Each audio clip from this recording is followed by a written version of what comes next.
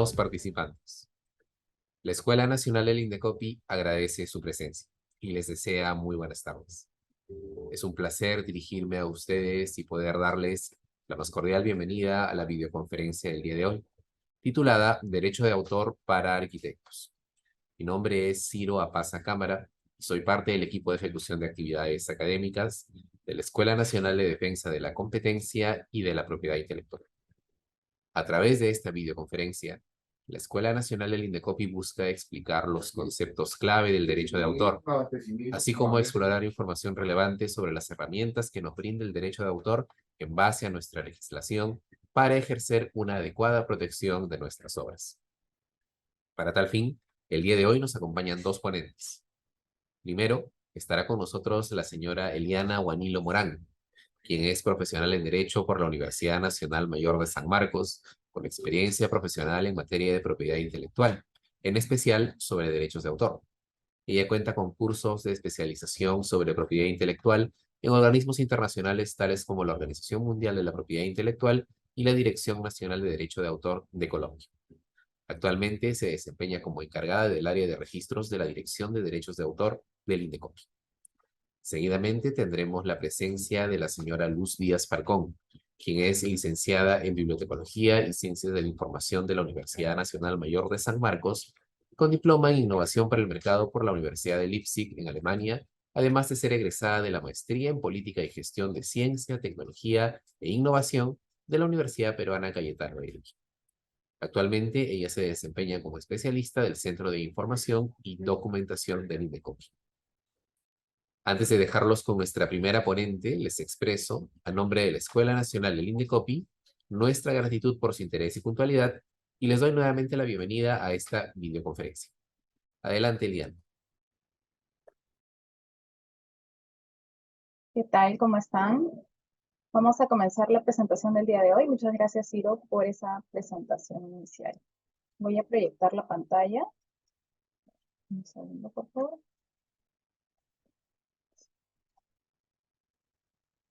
A ver, ¿me indican, por favor, si se puede visualizar? Sí, sí puede verse, Eliana. Ya, listo. A ver, el día de hoy, como ya lo había mencionado Ciro, vamos a ver el derecho de autor, sobre todo guiándonos de las obras arquitectónicas. Bueno, para ello, primero, ¿no? Indicar que los comentarios que se van a precisar el día de hoy no reflejan obviamente reflejan mi punto de vista, no necesariamente van a reflejar la opinión del Indecopi ni ninguna área del Indecopi. Entonces, lo que tenemos que primero preguntarnos para situarnos en este tema de propiedad intelectual y derechos de autor es ¿por qué el Estado protege la propiedad intelectual? ¿No? Esa es una pregunta clave. Nosotros tenemos que entender de que con el desarrollo del mundo, ¿no? La globalización y la economía que manejamos ahora, hoy en día los bienes intangibles vienen cobrando cierta importancia, ¿no? No necesariamente la riqueza se entiende por los productos que nosotros tenemos, que podemos contar o podemos tocar, sino también se va a contabilizar, digamos, la riqueza, lo material, ¿no? O lo inmaterial que nosotros podamos poseer. Para ello, y para situarnos en dónde es el ámbito de protección del derecho de autor, vamos a entender de dónde viene. La propiedad intelectual, digamos que es todo el campo, ¿no? De ahí se van a dividir en dos, propiedad industrial y derechos de autor. Propiedad industrial va a entender el derecho de invenciones y nuevas tecnologías, ¿no? Donde vamos a, por ejemplo, ver las patentes de invención, los modelos de utilidad y los diseños industriales. Por el otro lado, dentro de la misma propiedad industrial, vamos a tener el derecho de marcas o los signos distintivos, ¿no? En donde vamos a poder ver una protección sobre los nombres comerciales, los lemas comerciales, las denominaciones de origen y las marcas. Y como les decía, está el derecho de autor por otro lado, ¿no? En donde tenemos todo el campo de protección sobre las obras del ingenio y la normativa vigente que tenemos ahora es el Decreto Legislativo 822. Entonces, ¿qué vamos a ver el día de hoy? básicamente la protección que nos da el derecho de autor, los sujetos que se encuentran protegidos por el derecho de autor, ¿no? Los derechos que reconoce la normativa sobre derechos de autor, los plazos de la protección y un poco sobre el registro virtual de obras. Todo ello obviamente vinculado con el tema de las obras arquitectónicas. Entonces vamos a primero situarnos en qué cosa es el derecho de autor. Ya les he mencionado que es una rama, digamos, de la propiedad intelectual, ¿no? Pero esta rama va a reconocer ciertos derechos a los creadores de obras y va a establecer obligaciones para todas aquellas personas que deseen hacer uso de estas obras, ¿no? Creadas por otros. Entonces, ¿qué es lo que protege el derecho de autor? Perdón, se me olvidó la diapositiva. Aquí estamos. ¿Qué cosa es lo que protege el derecho de autor? El decreto legislativo 822 lo que nos dice es que la protección del derecho de autor va a recaer sobre las obras del ingenio humano, ya sea en el ámbito literario o en el ámbito artístico, ¿no? Cualquiera que sea su género, su forma de expresión, su mérito o la finalidad con la cual ha sido creado. Eso es lo que nos dice la normativa. Entonces, una vez que ya sabemos qué es lo que protege el derecho de autor, ahorita vamos a hacer mucho más precisión en ello, ¿no? Pero vamos a entender qué es lo que no protege el derecho de autor. Ya. ¿Qué no protege el derecho de autor? Y la misma normativa lo indica, ¿no? Las ideas, los procedimientos, las meras operaciones matemáticas, los textos oficiales, ¿no? Las noticias del día, los simples hechos o los simples datos. Para poner un ejemplo, y situándolo un poquito ya en las obras arquitectónicas, ¿no? Yo puedo tener la idea de hacer un monumento, supongamos, en mitad del centro de Lima, ¿ok? Quiero hacer un monumento que sea, no sé, tal vez con alguna idea de alguno de nuestros mártires del Perú, ¿no? O tal vez con, no sé, un símbolo que yo diseñe o yo pueda crear. Esa es una idea. Ahora, así como yo tengo esa idea, ¿no? Y se las estoy señalando ahorita, cada uno de nosotros tiene ideas diferentes. Y hasta que yo no plasme esa idea en algo material, ya sea en un soporte, como las obras arquitectónicas, tal vez en un edificio, en una escultura, ya sea en un libro, música, etc., ¿no? Hasta que yo no plasme esa idea, eso no es protegible por el derecho de autor. Basta que yo plasme la idea en un soporte material y ya existe una obra, ¿no? Y ya existe una protección por el derecho de autor. Entonces, ¿qué es lo que nosotros vamos a entender como obra? La obra, según lo que también nos dice la normativa, es toda creación intelectual, personal y original, tengamos esto muy presente, por favor, ¿no? Que es susceptible de ser divulgada o reproducida en cualquier forma conocida o por conocerse. ¿Y cuáles van a ser estos criterios generales para que nosotros podamos entender que estamos visualizando una obra o que estamos hablando de una obra? Se protegen las creaciones formales del ámbito literario y artístico, más no las ideas, como lo estábamos mencionando hace unos momentos, ¿no? Y la originalidad viene a ser un requisito esencial para la protección. Si alguna creación que nosotros hagamos no tiene este requisito esencial, que es la originalidad, pues no estamos hablando de una obra y por ende no tiene protección por el derecho de autor. Otro punto es que no es relevante ni el género, ni la forma de expresión, ni el mérito, ni la finalidad de la obra. Aquí hablamos de que tenemos como obras, por ejemplo, varios tipos de canciones, obras arquitectónicas, dibujos, tenemos obras literarias, ¿no? Hay varios tipos de géneros y formas en las que nosotros podemos expresar de repente una misma idea, ¿no? Y la materializamos. Entonces, ¿qué entendemos por originalidad? La sala de propiedad intelectual lo que nos indica, ¿no? En esta resolución 286 de 1998, es que entendemos por originalidad de una obra la expresión creativa e individualizada de la obra, por mínima que ésta sea, ¿no? Y que la obra debe expresar lo propio del autor, es decir, llevar la impronta de la personalidad del autor.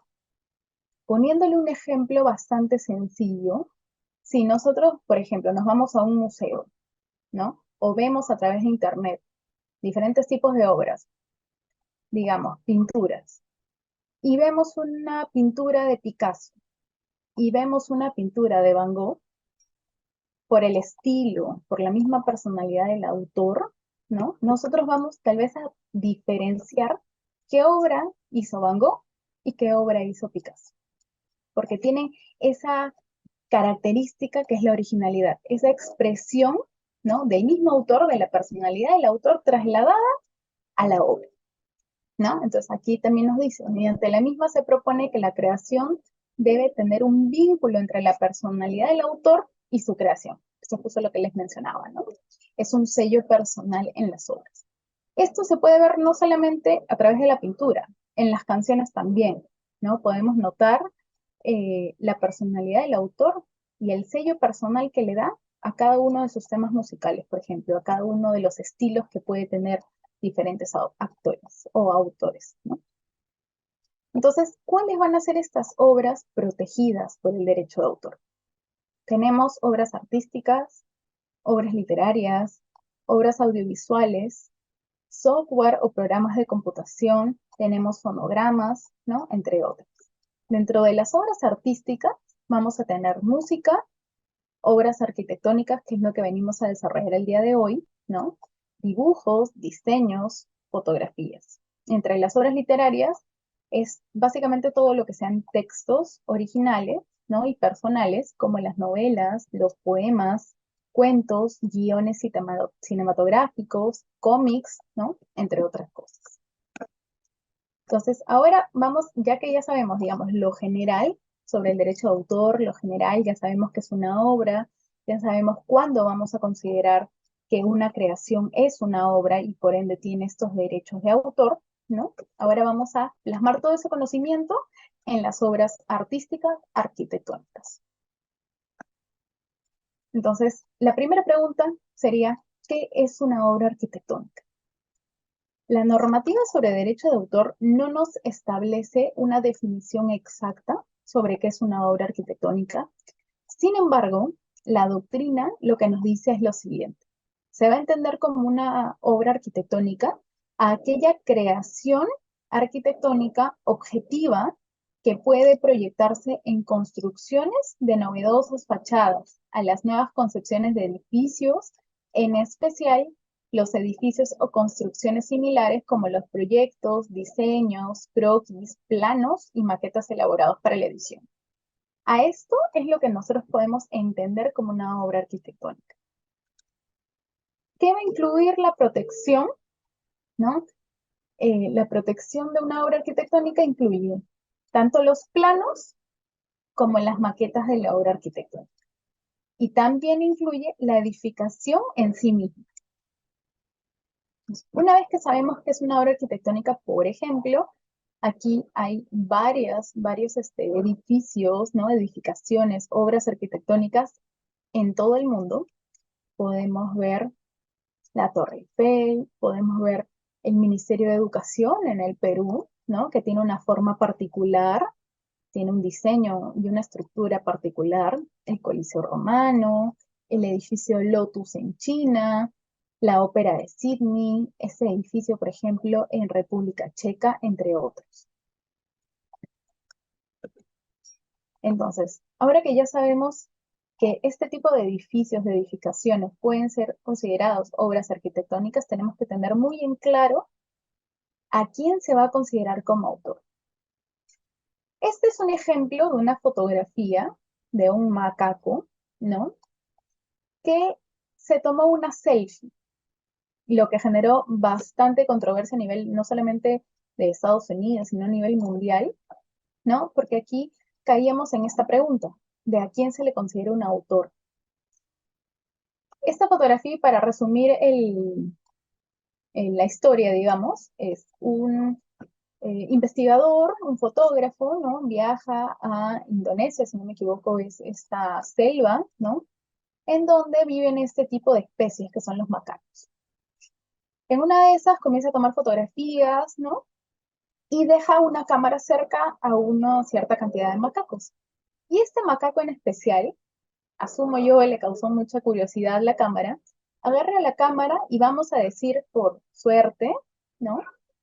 O por, no sé, alguna otra capacidad especial, tal vez, agarra y se toma un selfie, que es esta imagen que nosotros podemos ver, esta fotografía.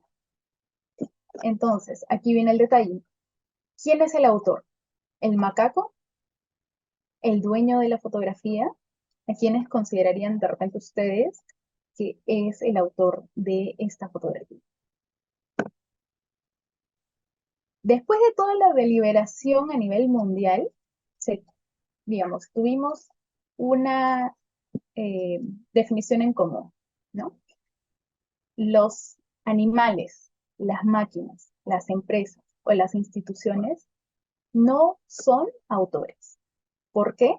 Justamente por lo que explicábamos hace unos momentos, ¿no? Porque para tener una obra, para tener una autoría, nosotros necesitamos que esa personalidad del autor, esa impronta, se traslade a la obra.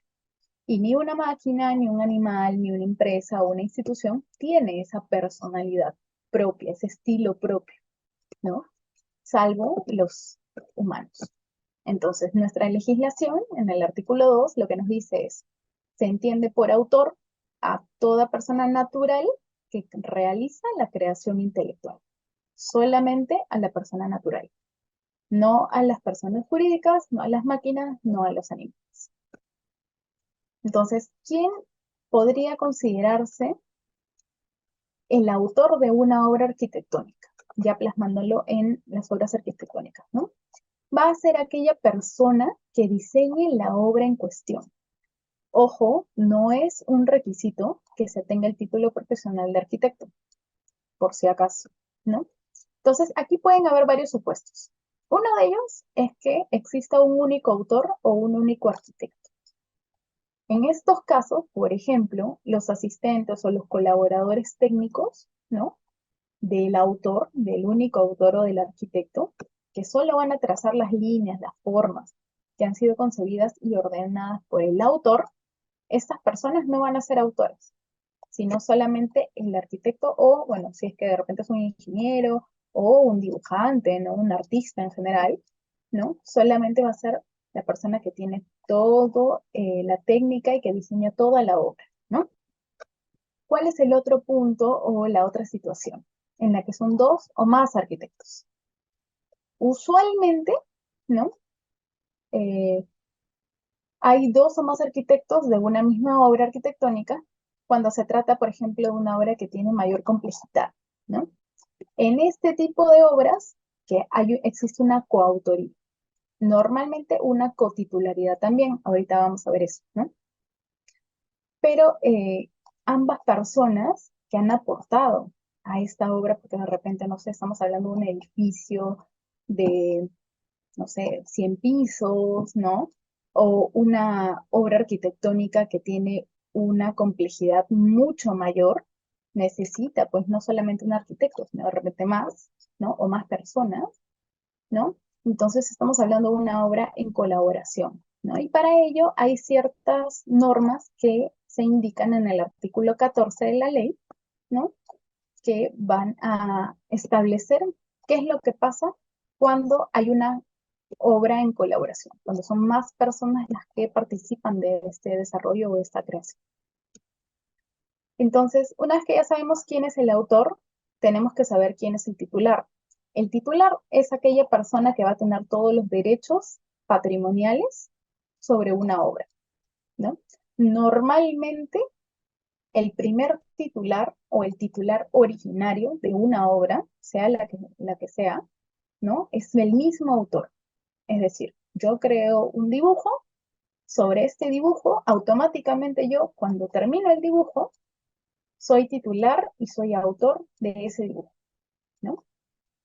Entonces, hay derechos de orden moral y patrimonial que son reconocidos por la ley, ¿no?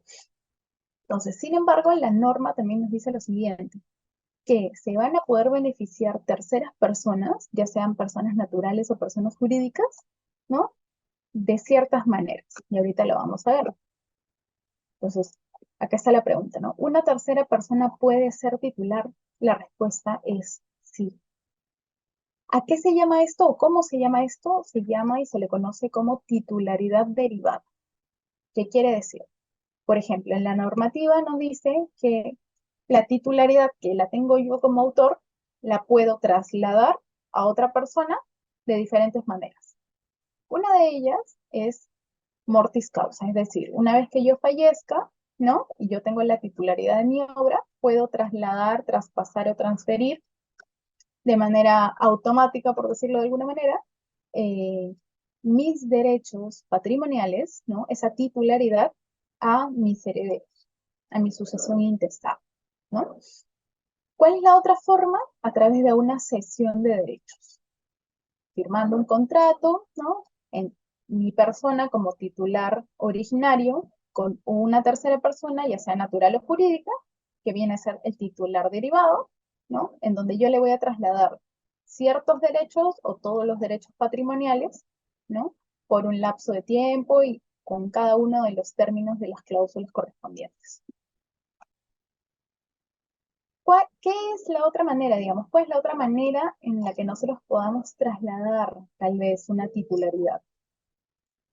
Entendemos que existen obras creadas bajo una relación laboral o obras por encargo. El artículo 16 nos dice, ¿no?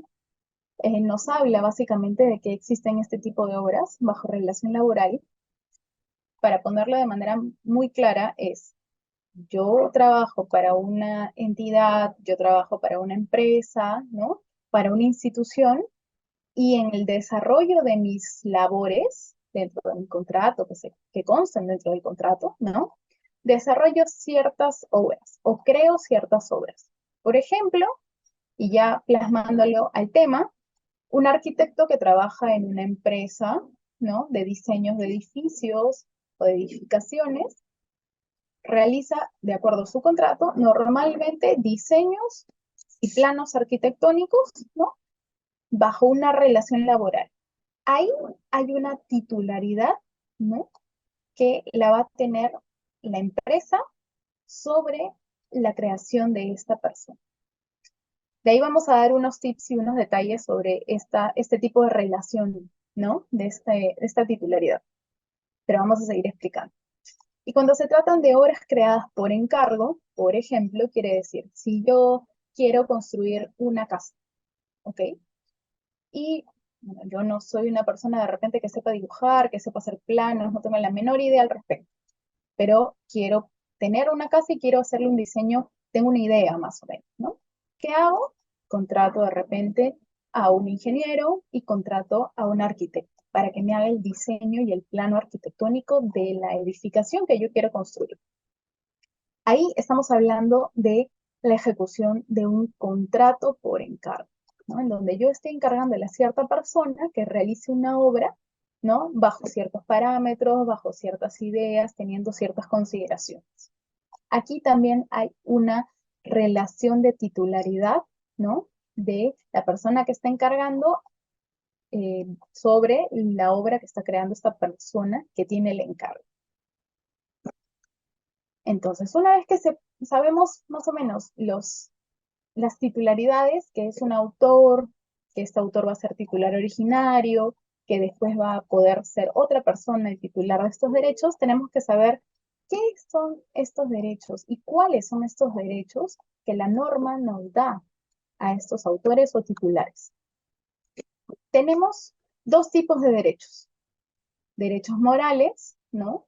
Que son aquellos que son perpetuos, inalienables, inembargables, irrenunciables e imprescriptibles.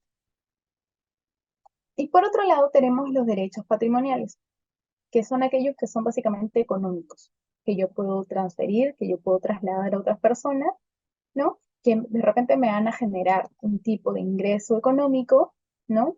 A raíz de una cesión de derechos o de una licencia. Ahorita los vamos a detallar. Los derechos morales Por ejemplo, encontramos al derecho de paternidad, que es aquel derecho que tiene el autor de decidir si las creaciones que hace, ¿no?, van a llevar su nombre, ¿no?, como creador de esas obras, o de repente puede ser bajo un seudónimo o de manera anónima, ¿no? Este derecho se ejerce, por ejemplo, con la puesta de la firma o la mención del nombre del autor en los planos o las maquetas, ¿no? O de repente, cuando en una edificación ya construida, ponen una placa con el nombre del autor, quien diseñó estos planos o estas maquetas arquitectónicas. Por otro lado, como un derecho moral también tenemos el derecho de divulgación. En este derecho lo que tenemos es la facultad del autor de decidir si la obra va a ser divulgada, es decir, puesta a conocimiento del público, ¿no? Y en qué forma va a ser divulgada o será exhibida. Otro derecho moral con el que contamos y que la norma nos protege es el derecho de integridad. El derecho de integridad da al autor la facultad de poder oponerse a toda deformación, modificación, mutilación o alteración de la obra por parte de terceras personas. Aquí, explicándolo con mucho detalle, para obras arquitectónicas, ¿no?, hay un dato muy importante. El autor, si bien es cierto, tiene este derecho de integridad, en el caso de obras arquitectónicas no va a poder oponerse a aquellas modificaciones que son necesarias. Por ejemplo, aquellas que son de carácter económico, aquellas que son de carácter técnico, de carácter legal, ¿no? Ya sea durante la construcción o posterior a la misma. Poniendo un ejemplo, si yo soy un arquitecto, supongamos, hago un diseño de un edificio, ¿no? Y se va a construir este edificio. Comienza la construcción, ¿no? Y en eso hay ciertos criterios y ciertas características técnicas que tiene que tener un edificio dependiendo del país, dependiendo del lugar en el cual se está construyendo. Si esta modificación técnica es necesaria para que se termine la construcción del edificio o para que se inicie la construcción del edificio, yo como autor no me voy a poder oponer a estas modificaciones, ¿no? Igual si pasa posterior a toda la construcción del edificio. Entonces, por ejemplo, otro dato importante es que el autor de una obra arquitectónica no va a poder oponerse a la demolición de la misma. Por otro lado, como les mencionaba, tenemos los derechos patrimoniales, dentro de los cuales vamos a encontrar lo siguiente. Derecho de reproducción es el derecho exclusivo que tiene el autor a autorizar la reproducción de su creación. Es decir, en este caso, a permitir la construcción. Yo tengo un plano arquitectónico, está en un papel o en un formato especial, ¿no?, para planos arquitectónicos, y yo voy a tener ese derecho de autorizar que se pueda reproducir el diseño que tengo en este soporte al momento de realizar la construcción del edificio, ¿no?, o de la obra arquitectónica que sea, porque no necesariamente puede ser un edificio. ¿Cuál es el dato importante aquí? Lo que tenemos que tener muy en cuenta es que debido a que, por ejemplo, es común enajenar el soporte material, es decir, este plano arquitectónico es un soporte, es una hoja, ¿no?, especial, y es muy fácil que yo le pueda brindar este documento a otra persona, ¿no? Sin embargo, que yo les dé el plano arquitectónico, por ejemplo, a una tercera persona, no implica necesariamente que yo esté cediendo los derechos de autor sobre el plano arquitectónico, ¿no? Que yo entregue este soporte no quiere decir de que yo te esté cediendo derechos. Para la cesión de derechos hay que tener un contrato que tiene que tener una cierta formalidad, ciertas cláusulas, ¿no?, en donde tienen que especificarse de manera clara, por ejemplo, el tiempo por el cual se está cediendo los derechos, si es de manera exclusiva o no, si es que, qué derechos están cediendo, ¿no? Si es que son una persona natural o una persona jurídica, entre otros detalles, ¿no? Entonces, esto hay que tenerlo muy en cuenta. Otro derecho patrimonial es el derecho de distribución. Aquí lo que hablamos es el derecho básicamente exclusivo que tiene el autor de autorizar si su obra ha de ser distribuida o no, ¿no? Por otro lado, tenemos el derecho de transformación, que es aquel derecho exclusivo de introducirle arreglos a la obra, ¿no? O de decidir si esta obra va a ser transformada en una obra derivada. Por ejemplo, aquí podríamos estar hablando de un diseño, un dibujo, que al final termina siendo una edificación, hay una transformación de la obra, ¿no? Para poner otro ejemplo, podríamos estar hablando, no sé, de un guión cinematográfico, es un documento con un diálogo entre varias personas, ¿no? Que tiene todo un formato. Este guión cinematográfico, que es un texto que tiene originalidad, que se considera como una obra literaria, se transforma o se puede transformar, ¿no? En una obra cinematográfica, en una película, en una serie, en un, eh, básicamente en un audiovisual, ¿no? Entonces, esa es la transformación, ese poder hacerle arreglos, poder generar una obra derivada de esta que yo creé en un primer momento. Entonces, ahora que ya sabemos cuáles son los derechos morales y patrimoniales, ¿no? Tenemos que conocer cuáles son los plazos de protección sobre esos derechos. Toda obra, perdón, ¿no? Que haya sido creada por una persona, se encuentra protegida desde el momento de la creación. Toda la vida del autor que la creó y 70 años posterior a la muerte del autor que la creó. Y aquí es donde viene el detalle, ¿no? ¿Se acuerdan que en un inicio yo les mencionaba que hay una forma de transferir la titularidad del autor que tiene el autor originariamente a terceras personas mortis causa? Aquí está. Luego en estos 70 años, mejor dicho, luego de la muerte del autor, ¿quiénes creen que van a tener los derechos patrimoniales sobre la obra? En este caso son los herederos, básicamente, ¿no? La sucesión intestada, las personas que vayan a tener la herencia de este autor. Luego de estos 70 años de fallecido el autor, ¿no? ¿Qué va a pasar con la obra? ¿Qué va a pasar con estos derechos? La obra pasa a dominio público. ¿Qué quiere decir dominio público? Y de repente, ¿por qué es importante, no? El dominio público es, digamos, aquel momento, aquella situación en la cual las obras pueden ser utilizadas por terceras personas sin necesidad de tener una autorización previa y por escrito del autor o del titular de esa obra. Tenemos que tener en consideración de que igual hay que respetar los derechos morales en el caso de los autores, ¿no? Ya les mencionaba que los derechos morales son perpetuos, ¿no? Si, por ejemplo, hay una edificación que la realizó una persona, ya falleció y ya pasaron los 70 años, y los 70 años ya, y luego de estos 70 años ya se encuentra en dominio público, de repente se pueden generar obras derivadas de esta obra que ya se generó. Pero no es que yo pueda decir, ese edificio, como ya pasó el tiempo y ya está en dominio público, entonces lo hice yo. No, ahí estaríamos atentando contra el derecho de paternidad, ¿no? Entonces, estos derechos morales siempre los va a tener el autor, no acaban nunca, ¿no? Pero sobre los derechos patrimoniales, sí tenemos este plazo de 70 años posterior a la muerte del autor para la protección.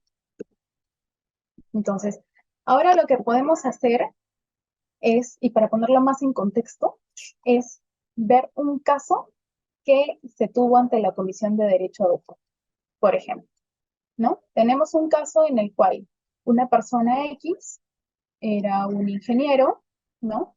Tenían idea, un proyecto de una cierta edificación. Como esta persona necesitaba, digamos, el expertise tal vez de un arquitecto, contrata de manera verbal, ojo, de manera verbal a un arquitecto para realizar el proyecto y le encarga a este arquitecto de manera verbal hacer el proyecto y hacerle el plano arquitectónico de esta edificación. ¿Ok?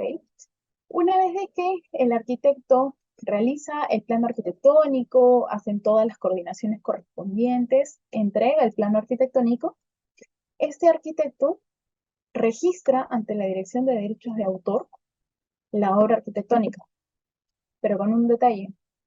Él se registra como autor y como titular de la obra arquitectónica. Si ustedes me prestaron un poco de atención al inicio o hace unas cuantas diapositivas atrás, ¿no? Yo les decía que hay un tema con la titularidad cuando se trata de obras por encargo. Aquí podemos entender eso. Cuando yo realizo, pues, a esta persona, a este ingeniero, le encarga a este arquitecto, ¿no? A realizar una obra, entonces hay una titularidad que, debiendo existir un contrato, aquí que no lo hubo, ¿no? Debía existir un contrato firmado, teniéndose por escrito, previo, ¿no? Al encargo. Aquí no se tuvo, hay una cotitularidad en este caso. Porque justamente ahí es el punto, ¿no? Si se hubiera realizado el contrato de cesión de derechos o un contrato de obra por encargo, ¿no? Se hubiera delimitado qué derechos estaba cediendo, por cuánto tiempo, cuál era la finalidad de esta cesión, y si era de manera exclusiva o no, y cuánto se estaba realizando el pago por este encargo. Sin embargo, acá no pasó. Aquí el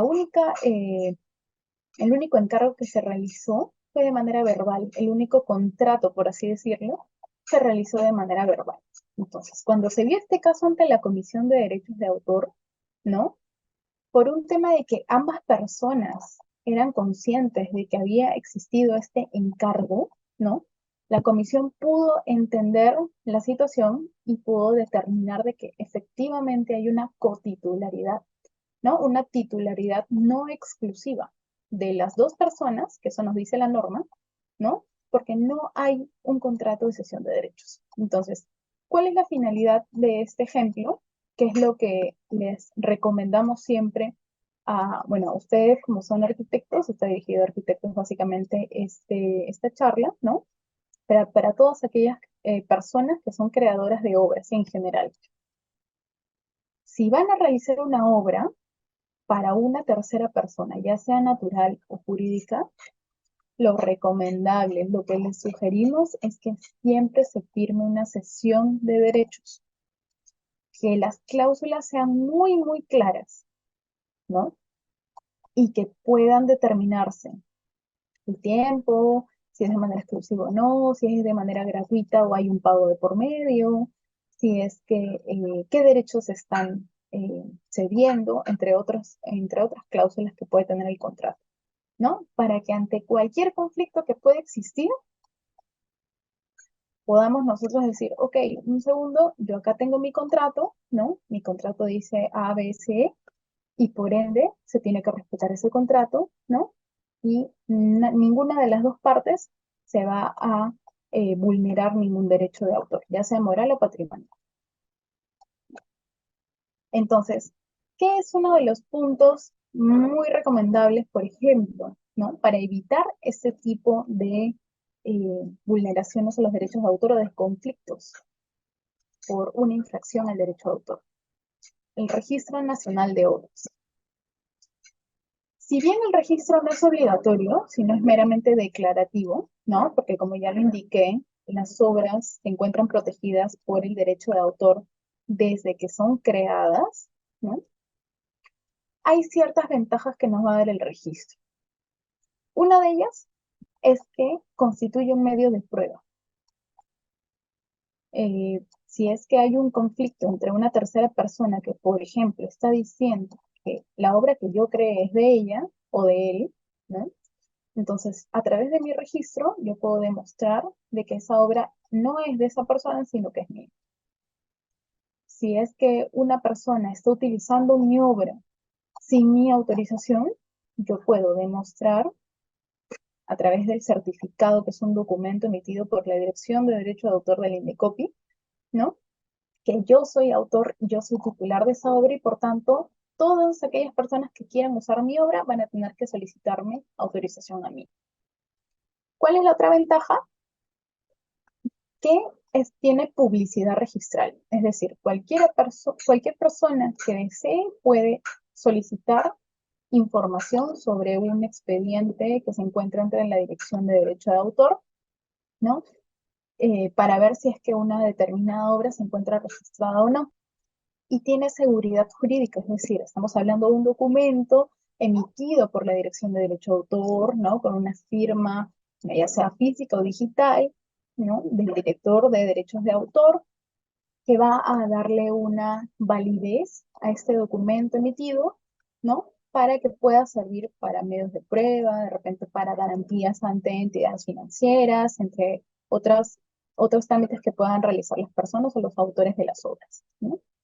Para que lo puedan entender de manera mucho más clara, siempre les hago esta analogía, digamos, ¿no? Cuando nosotros tenemos una casa, nosotros podemos vender esa casa a otra persona de manera incluso verbal. Eso nos dice la normativa del Código Civil. Yo puedo vender una casa, ya sea de manera verbal, ya sea con un contrato simple, ¿no? Firmado entre las dos personas o tres personas, ¿no? O puedo realizar, digamos, todas las formalidades del caso y elevar a registros públicos, a SUNAR, la compra-venta de la casa, ¿no? Entonces, ¿cuál es la finalidad de elevar a registros públicos a través de una partida registral esa compra-venta? Tener la seguridad de que yo estoy realizando todos los trámites correspondientes de una manera correcta, ¿no? Y tener un documento con una fecha, emitido en este caso por una entidad como SUNAT, donde voy a poder validar de que efectivamente yo estoy realizando esa compra y venta y la otra persona tener la seguridad de que está realizando una compra, ¿no? Correcta, que ninguna otra persona de repente va a poder eh, infringir sus derechos de propiedad, ¿no? Lo mismo pasa con el registro de derecho de autor. Yo tengo una obra y lo que voy a hacer es cubrir, digamos, todo el campo de protección, ¿no? Donde el registro es una parte de este campo, porque mi protección es automática desde que yo creé la obra, ¿no? Pero con este registro yo voy a tener esta ventaja adicional, ¿no? Este plus en el cual yo tengo este documento que me valida que yo soy autor y soy titular de una determinada obra. Y con ella, como les decía, hay muchas personas, muchos autores que nos vienen a consultar a veces, ¿no? Que han ido o necesitan este registro para ir ante entidades financieras y solicitar una garantía. Estamos hablando de documentos donde de repente se pueden incluso anotar embargos, ¿no? Por la SUNAT. O sea, tiene toda una trazabilidad este expediente, ¿no? Esta partida registral. Entonces, es importante que si bien no es obligatorio, puedan ustedes registrar sus obras. Aquí contamos con ciertas plataformas. Una de ellas es el registro virtual de obras, que ahorita les voy a comentar un poco sobre él, ¿no?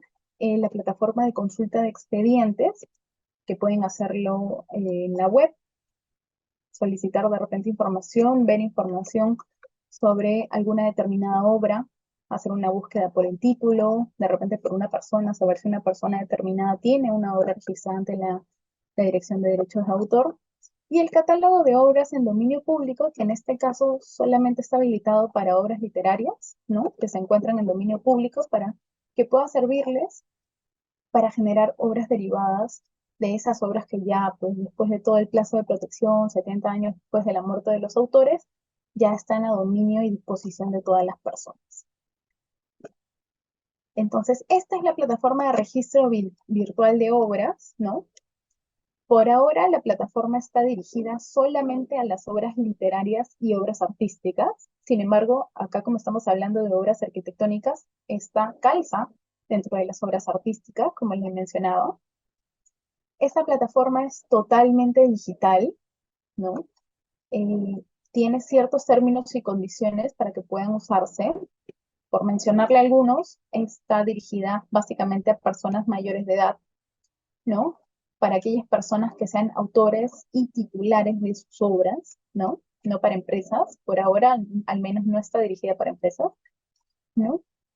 Pero pueden ingresar a esta plataforma y les dejo el enlace. Si quieren, se los puedo copiar a través del chat para que lo puedan tener. Y les va a servir bastante porque es una plataforma totalmente digital, muy fácil de ingresar, muy fácil de seguir todo el procedimiento, ¿no? Y donde van a tener incluso una casilla electrónica donde les van a llegar los documentos registrales al final del procedimiento. Entonces, en esta plataforma, ¿cómo se van a poder registrar las obras? La verdad es muy rápido, ¿no? Los pasos que tienen que seguir son los siguientes. Se crean un usuario en la plataforma SEL o plataforma de servicios en línea, ese es el nombre que tiene la plataforma, crean un usuario y una clave, una contraseña, ¿no? Ingresan a esta plataforma, seleccionan la opción iniciar trámite de registro de obras literarias y artísticas. En este caso, por ejemplo, y ya para ponerlo como una obra arquitectónica, eligen el tipo de obra que van a registrar, es decir, una obra artística, llenan todos los datos que requiere la plataforma, título de la obra, si la obra se publicó o no se publicó, si es una obra derivada o es originaria. De repente, bueno, en el caso de obras artísticas, ¿qué tipo de obra es? Tengamos en cuenta que las obras artísticas tienen varios tipos, ¿no? Dibujos, fotografías, música, obras arquitectónicas, diseños, ¿no? Pinturas. Entonces seleccionan, por ejemplo, en este caso, obras arquitectónicas, ¿no?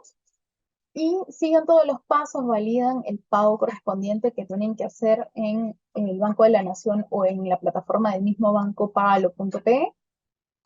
Y tenemos un plazo de 120 días hábiles, como un plazo regular, ¿no? Para nosotros poder revisar el expediente, verificar que haya presentado todas los requisitos esenciales, ¿no? Y si es que no hubiera ninguna observación al expediente, nosotros estamos emitiendo el certificado y la resolución correspondiente en el plazo de 30 días hábiles. Estamos hablando de un aproximado de mes y medio, máximo 2 meses, dependiendo de la cantidad de feriados que exista, ¿no? Para que ustedes ya puedan tener sus obras registradas a través de esta plataforma. Aquí les voy a mencionar un poquito de algunas actividades, algunas iniciativas que desarrolla la Dirección de Derecho de Autor, ¿no? Hay material audiovisual, si desean, también con gusto les comparto este enlace, si no lo pueden copiar también, ¿no? Material audiovisual, videos interactivos sobre cada tipo de sector creativo, videojuegos, música, coreógrafos, audiovisuales, software, obras literarias, ¿no? Obras cinematográficas, artesanías, obras arquitectónicas, ¿no? Pinturas, dibujos. Tenemos guías interactivas sobre cada industria, ¿no? Acá también está el enlace donde ustedes pueden ingresar y tener mayor información, de repente un poco más didáctico, ¿no? Tenemos y desarrollamos todo este tipo de talleres, entrevistas, webinars sobre cada uno de los puntos eh, de, digamos, de sectores creativos, de industrias creativas que tiene el derecho de autor y con el cual está relacionado directamente el derecho de autor. Tenemos entrevistas en Radio Indecopy, ¿no? En donde normalmente invitamos a jóvenes, invitamos a autores, personas reconocidas en cada una de estas industrias creativas, para que puedan contarnos un poco sobre cómo se desarrollaron en este ámbito del derecho de autor y de repente qué tanta información tenían o qué tanto les pudo servir la información sobre derecho de autor que el Indecopi les puede transmitir a través de todos estos canales de información para que puedan proteger sus obras o para que no se vean vulnerados, ¿no? Sus derechos al momento de repente exponer las obras en internet o a través de exhibiciones, etc. Adicionalmente tenemos concursos y reconocimientos, ¿no? Hemos tenido concurso de diseño de modas en el 2018, concurso de diseño de modas la segunda edición en el 2019. Hemos tenido un concurso de cómics que fue muy exitoso y este año hemos tenido un concurso de fotografía, el cual también contamos con bastante participación a nivel nacional, ¿no? Por último, les señalo los canales de atención en caso de que tengan alguna duda. Bueno, la pueden hacer a través del chat. Al final de la exposición vamos a responder todas las consultas que tengan, pero si de repente no se pueden llegar a contestar todas las preguntas, acá tienen los teléfonos, los anexos están ahí y el correo institucional para que se pueda absolver todas las consultas o dudas que tengan sobre derecho de autor en general. Eso sería todo por mi parte. Me parece que le doy el paso a Luz.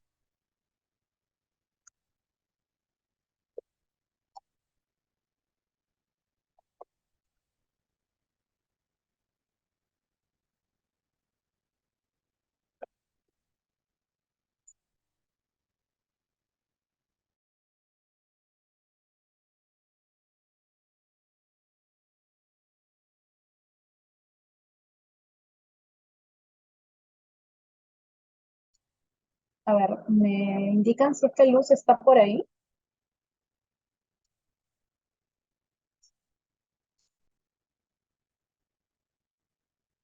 Sí, claro, creo que podemos ir contestando las preguntas. A ver, ya veo algunas preguntas en el chat. Vamos a ir contestando las preguntas hasta que Luz se pueda conectar y podamos seguir con la exposición.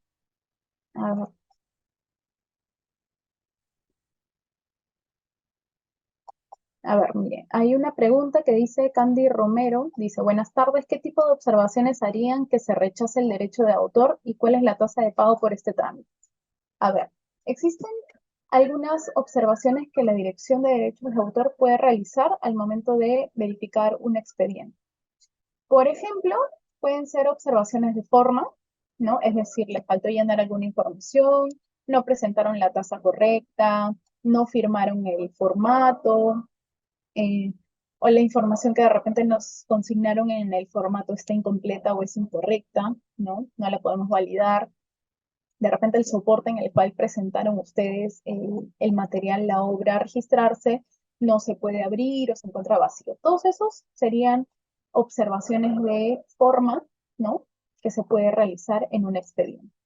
Y las observaciones de fondo ya vendrían a ser aquellas que nosotros realizamos una vez que analizamos la originalidad de la obra. Por ejemplo, en el caso de las obras literarias, cuando se hace un análisis de plagio, ¿no? Nosotros podemos verificar de repente de que hay índices de plagio en una obra, entonces nosotros hacemos una observación y le indicamos, ¿no? Por ejemplo, en esta obra hemos detectado de que hay eh, presencia, digamos, de textos o de imágenes que han plagiado, entonces les requerimos la autorización de los titulares de estas obras.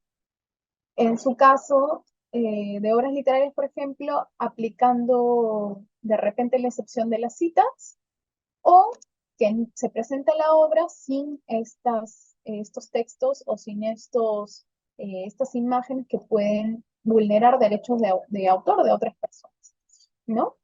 No es que se rechace, no es que nosotros observemos los expedientes y rechacemos el derecho de autor, sino que vamos a observar, realizar estas observaciones, ¿no? Y les vamos a trasladar una notificación a ustedes para que ustedes subsanen estas observaciones. Y una vez de que las subsanen, seguimos con el trámite correspondiente, ¿no?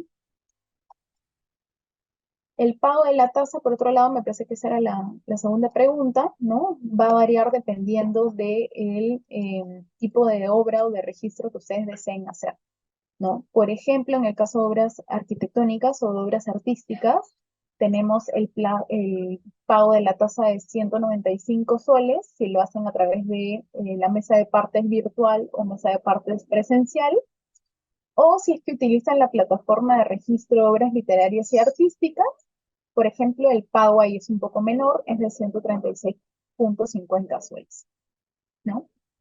A ver qué otra consulta había por aquí. Ya, dice, en caso de métodos de enseñanza o programas educativos, estos se consideran procedimientos los cuales se excluyen en la protección de la propiedad intelectual. Ya. El método de enseñanza como tal, ¿no? Un método de enseñanza, primero es una idea que tiene cierto procedimiento. Las ideas no se registran por el derecho de autor y los procedimientos, como les había mencionado en un inicio, tampoco. Sin embargo, si yo tengo un método de enseñanza, ¿no? Que si bien es un procedimiento, es una idea, yo puedo plasmarla a través de un texto, hacer un trabajo de investigación, hacer una monografía, de repente una tesis, ¿no? En donde yo voy a plasmar toda la investigación que tengo respecto de ese método de enseñanza. Eso, ese texto, esa obra, ¿no?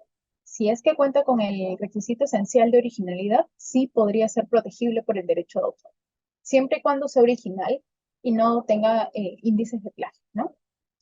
Pero si solamente estamos hablando del método de enseñanza como tal, que es una idea, o del procedimiento, por ahí no hay protección por el derecho de autor. A ver, ¿qué otra pregunta hay? Dice, en caso de obras creadas bajo relación laboral, La cesión de derechos debe pactarse mediante un contrato independiente o puede incluirse una cláusula general en el contrato laboral. Es una muy buena pregunta. En el caso de obras bajo relación laboral, existen las dos posibilidades. En el mismo contrato laboral, ¿no? En algunos casos, hay una cláusula de propiedad intelectual. Muchas veces depende del tipo de contrato que es y del tipo de profesión de la que estamos hablando.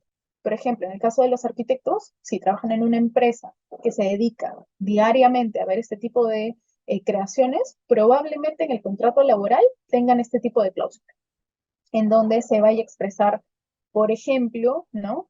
Que todas las obras que sean creadas por los trabajadores van a ser de titularidad exclusiva de la empresa, ¿no? Es un ejemplo. eh, Diferente, podríamos estar hablando de repente de un abogado, ¿no? O de repente, no sé, de un cantante, ¿no? Que tiene un contrato laboral que solamente va a decir todas las cláusulas laborales y que adicionalmente nosotros vamos a tener que hacer un contrato de cesión de derechos, ¿no? En caso, no sé, pues creemos un texto, creemos una guía, creemos una obra en general, ¿no? A favor de esta empresa para la cual estamos trabajando. Son dos casos que pueden aplicarse de igual manera. No veo más preguntas hasta ahorita. Veo que Luz ya se conectó. Así que eh, seguimos con Luz. Pueden dejar las preguntas todavía y al final las podemos responder. No hay ningún problema. Luz, te doy el pase entonces. Muchas gracias, Eliana. Muchísimas gracias. ¿Se me escucha bien? Sí, se te escucha. Ah, muy amable, muchas gracias. Perfecto. Muy buenas tardes. Me permiten un segundito compartir la pantalla, que es ya una tarea de rigor en este tipo de eventos. Vamos a presentar. Muy bien. Ante todo, agradecerles por su atención, por su participación. Sabemos que es un horario bastante complicado, pero su presencia nos motiva y nos inspira para brindar estos servicios de información que realmente nos permiten acercarnos más a ustedes, a los ciudadanos, y brindar todos los servicios que han sido diseñados precisamente con ese fin. En esta oportunidad queríamos dejar claro que los comentarios, eh, disculpen, me dicen que no se me ve, a ver qué extraño. Perdón, ahora sí. Bueno, sí, como iba diciendo, los comentarios de esta presentación son definitivamente propios y no representan de ninguna manera la opinión institucional. En esta ocasión queríamos mostrarles los servicios que brinda el Centro de Información y Documentación a toda la ciudadanía. Son servicios abiertos y están centralizados sobre todo en la biblioteca, como un centro de recursos y servicios especializados en los temas que gestiona el INDECO. Y así queremos presentar estos recursos de manera sistemática y organizada y sencilla para que todos nosotros podamos acceder de manera muy práctica y sobre todo que nos permita reforzar los conocimientos que ya hemos visto con la señorita Eliana anteriormente. Por ejemplo, si quisiéramos saber qué plataformas existen en materia de propiedad intelectual y concretamente de derecho de autor, aquí les vamos a alcanzar una serie de recursos, entre ellos la propia biblioteca virtual del INDECOPI, que funciona con sus servicios a la ciudadanía en forma permanente a través del Internet y los formularios que tenemos a disposición desde los servicios que ofrecemos. Por ejemplo, tenemos un catálogo en línea que nada más ustedes tendrían que hacer clic en esta opción luego de ingresar al enlace que hemos dejado aquí al final. En este catálogo vamos a poder encontrar todos los recursos existentes en la biblioteca, tanto en formato impreso como en formato digital. Ustedes saben que ahora las publicaciones, sobre todo, se están editando en material digital, de tal manera que facilitan el acceso digamos, facilitan de alguna manera que los usuarios puedan eh, investigar, hacer sus análisis de documentación en línea, ¿no? Directamente. Y luego tenemos el link a los servicios. Nosotros tenemos una serie de servicios, entre ellos Pregunta al bibliotecario, que aquí lo tenemos en un enlace directo. El Pregúntele al bibliotecario lo que hace es que ustedes puedan disponer de sus consultas o dudas puntuales y nosotros o las atendemos si es de nuestra competencia o las derivamos al área respectiva. También tenemos un servicio que se denomina Pregunta al bibliotecario y otro que es el servicio Infobúsqueda, donde hacemos un análisis y recopilación de todos los recursos, de tal manera que el usuario, por ejemplo, si está haciendo una tesis y necesita revisar el estado del arte o de la ciencia en un tema que gestiona el INDECOPI, nosotros le enviamos un reporte de todos los documentos que existen en nuestra institución sobre el tema, tanto en formato impreso como en formato digital. Entonces los invito a visitar por favor este enlace para que puedan acceder a nuestros servicios en caso estén realizando una investigación o llevando un caso puntual en las diferentes instancias de INDECOP. También contamos con el repositorio institucional. En este caso, el repositorio ya nos pone como en bandeja todas las ediciones que el INDECOPI ha realizado a lo largo del tiempo. Así podemos encontrar en las diferentes áreas como defensa de la competencia, propiedad intelectual, protección al consumidor, la escuela del INDECOPI y también algunas resoluciones destacadas. Podemos encontrar audiolibros también y las sesiones del Consejo Nacional de Protección del Consumidor. Ingresando a cada uno de estos digamos, iconos, vamos a poder acceder al texto completo y lo mejor es que es de libre disponibilidad, es decir, basta con que nos citen para que puedan descargar los contenidos. Tenemos guías, manuales, libros, revistas, folletos, es decir, toda la producción del INDECOPI en materia de publicación. Por otro lado, como ustedes saben, el INDECOPI ofrece servicios en línea para facilitar a que los ciudadanos no tengan que acudir presencialmente, ¿no? Bastaría con que se ingrese a este link para que, por ejemplo, puedan hacer el registro virtual de obras. En este caso me he permitido enlazar este enlace que pertenece a la Dirección de Derechos de Autor. Entonces, nada más que ingresen aquí y van a poder encontrar los requisitos, las tasas y la forma de hacer el registro virtual. Es una maravilla porque nos evita tener que desplazarnos hacia la institución, que bueno, nosotros gustosos de recibirlos, pero si nos facilita el acceso virtual, qué mejor, ¿no? Que nuestros servicios estén disponibles en línea. Y también hemos hecho una pequeña recopilación de revistas o publicaciones especializadas. En este caso, en el tema de arquitectura, también, por supuesto, podemos revisar revistas. Ahí les estoy dejando el enlace para que puedan ingresar y ver las revistas de la WIPO y también otras especializadas en el tema de arquitectura y derecho de autor especialmente, pero también desde el rubro de la propiedad intelectual. Algunas guías o materiales de referencia, por ejemplo, el INDECOPI en convenio con digamos, la cooperación suiza ha elaborado una serie de guías que les van a permitir acceder de una manera muy, muy simpática al tema de registro de derechos de autor, en este caso para arquitectos. No sé cómo estamos de tiempo, de repente les puedo mostrar, pero a ver, déjenme por favor un poquito volver a compartir.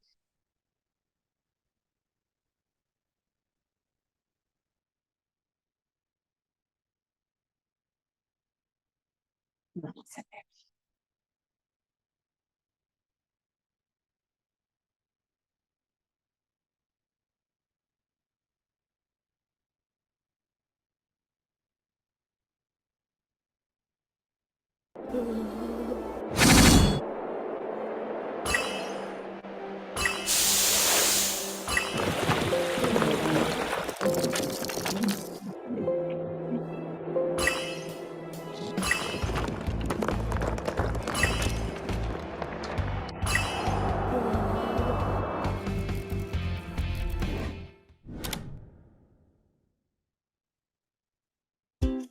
Las obras arquitectónicas. Cuando hablamos de ellas, nos estamos refiriendo a los edificios o construcciones similares, por ejemplo, los proyectos, croquis, planos, así como las maquetas elaboradas para la edificación. Debemos señalar que el derecho de autor protege la manera en cómo se expresa la obra arquitectónica. Esto a través de los planos, maquetas o la edificación misma. Ello no abarca las ideas, técnicas o estilos de construcción que se empleen en las mismas al no estar protegidos. Para ser reconocido como autor de una obra arquitectónica, no es necesario contar con un título profesional de arquitecto. Existen casos donde hay un único autor o arquitecto y en otros en el que se da la coautoría, ya que realizaron el diseño de la obra arquitectónica dos o más personas. Esto pasa generalmente en obras complejas o de gran magnitud. En la actualidad, la creación de las obras arquitectónicas se desarrolla básicamente por encargo de un tercero, diferente al autor de la misma. A tal efecto, una obra por encargo puede ajustarse a alguna de las siguientes modalidades contractuales. Obra creada bajo una relación laboral. Por ejemplo, en un arquitecto que trabaja para una empresa constructora, la cual, como parte de sus servicios de construcción, ofrece el servicio de diseño de obras. Obra creada bajo un contrato de locación de servicios. Por ejemplo, cuando una persona contrata los servicios profesionales independientes de un arquitecto para que desarrolle el diseño de su casa. En la realización de las obras arquitectónicas por encargo, ya sea bajo una relación laboral o contractual, primará lo pactado entre las partes respecto a los derechos patrimoniales de la obra en cuestión. Para finalizar, te recuerdo que si alguien infringe tus derechos morales y o patrimoniales, tú o tus representantes pueden presentar la denuncia ante la Comisión de Derecho de Autor del INDECOPI, la cual evaluará el caso y de corresponder se impondrán sanciones. La creación de obras en las diferentes industrias creativas genera un círculo virtuoso que impulsa la economía del país, genera fuentes de trabajo y mejora nuestro estilo de vida.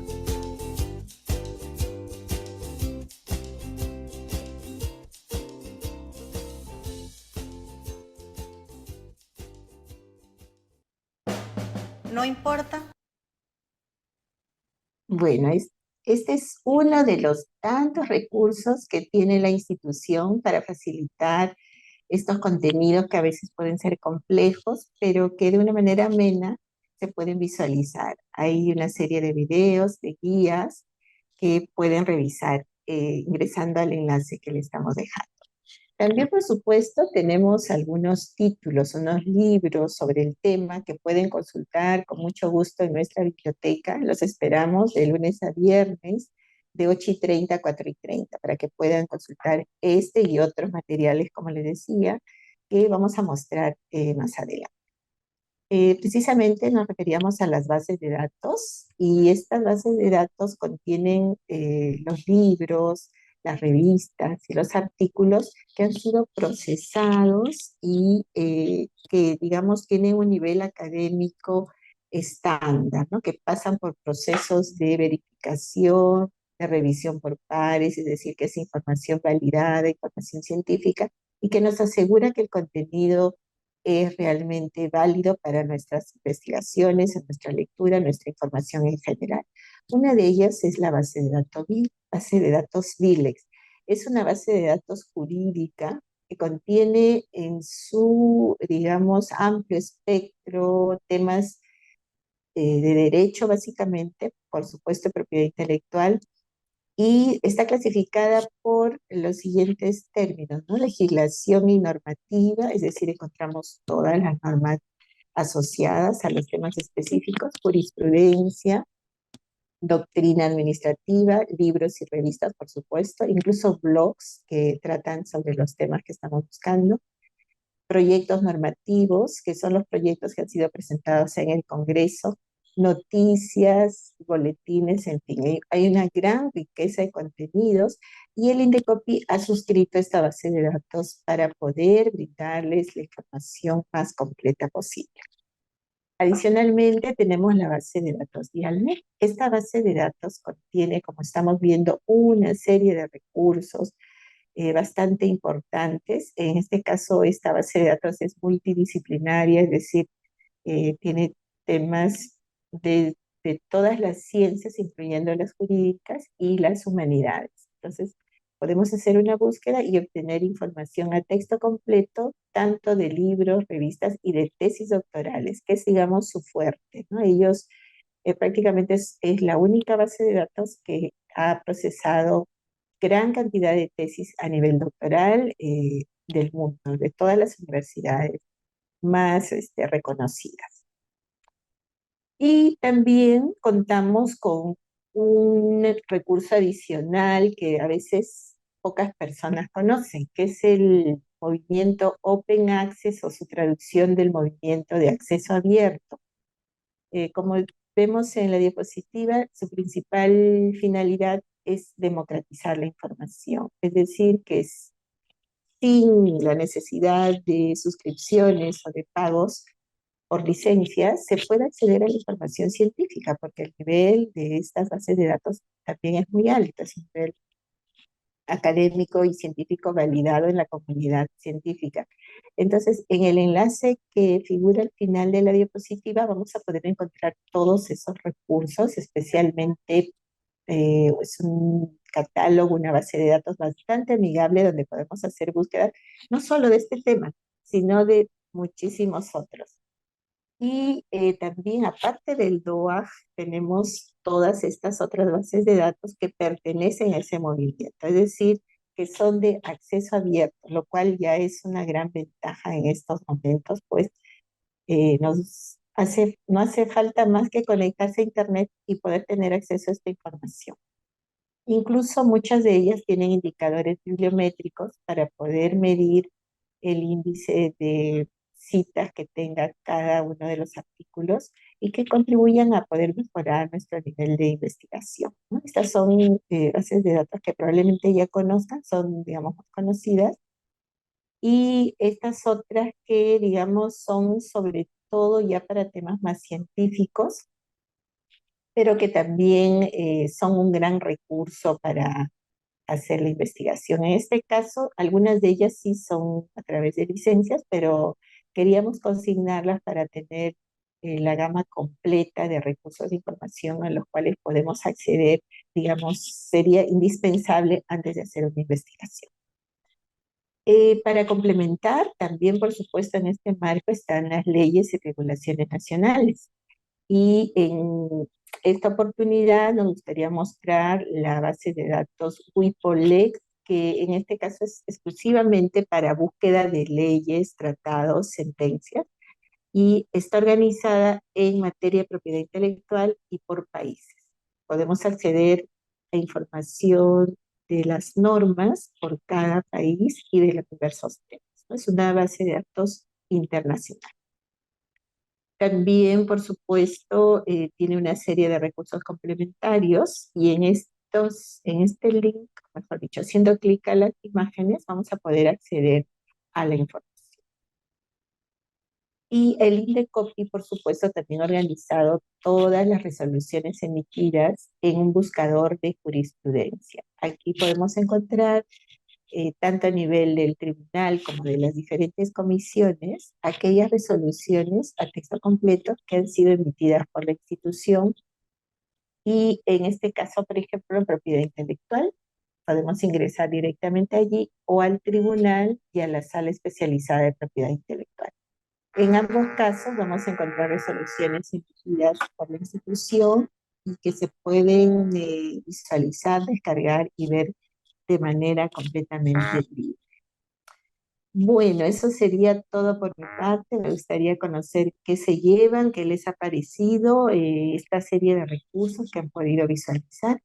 Y también adicionalmente les quería dejar nuestra ruta de donde nos pueden encontrar en nuestra dirección nuestros teléfonos, nuestros correos y también que puedan conocer la oferta académica de la Escuela del Indecopi, donde van a poder encontrar una serie de videoconferencias, de cursos que se están organizando actualmente y que esperamos que sea de su interés. Eso sería todo por mi parte. Muchísimas gracias. Y les dejo, no sé si hay alguna consulta adicional o ya estaríamos concluyendo. Sí, me parece que no hay alguna consulta. En todo caso, ya tienen nuestras coordenadas para que podamos contactarnos en algún momento. Muchas gracias. Muchas gracias. Agradecemos la excelente exposición de la señorita Eliana Guanilo y de la señorita Luz Díaz y la participación de todos ustedes. Los esperamos en una próxima actividad académica. Muchas gracias. Indecopi. Compunche Perú. Bicentenario del Perú 2024. Gobierno del Perú.